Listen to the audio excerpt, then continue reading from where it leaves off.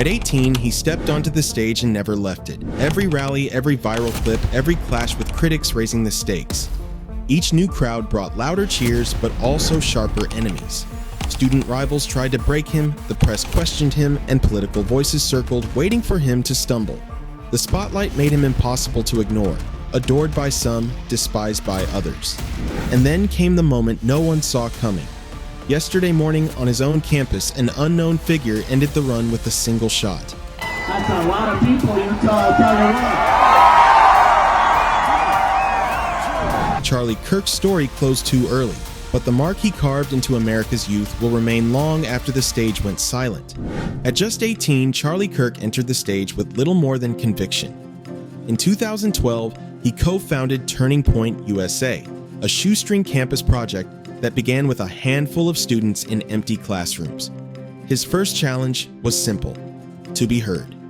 He spoke louder, stood taller, and soon those rows of empty chairs became packed auditoriums.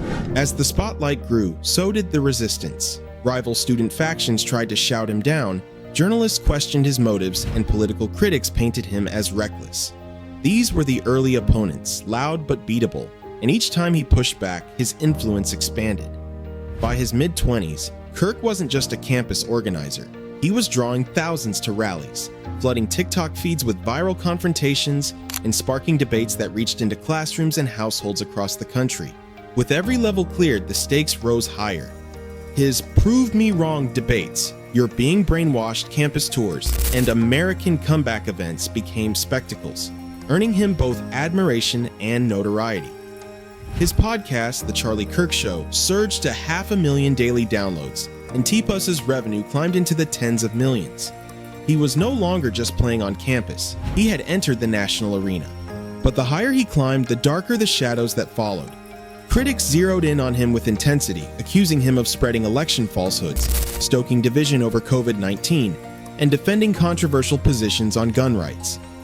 At a 2023 rally, his remark that certain gun deaths were worth it to preserve freedoms became a flashpoint that inflamed both support and outrage. Questions about TPUSA's finances and personal enrichment added more fuel. Each controversy was another wave of enemies pressing in, another test of whether he could survive the backlash. By 2025, Charlie Kirk had become impossible to ignore, celebrated by thousands, despised by thousands more. He carried both roles at once, the hero to one faction of America's youth and the villain to another. The cheers and jeers were inseparable, part of the same relentless climb. And then came the final, unseen level. On September 10th, 2025, at Utah Valley University in Orem, he stood under a tent emblazoned American Comeback, speaking to a crowd of around 3,000. The topic was mass shootings, an issue that already cut deep into his controversies. At 12:20 p.m., from nearly 200 yards away, a single shot struck him in the neck. Eyewitnesses described panic, blood visible, and a crowd scattering. He was rushed to a hospital but pronounced dead later that day, 31 years old.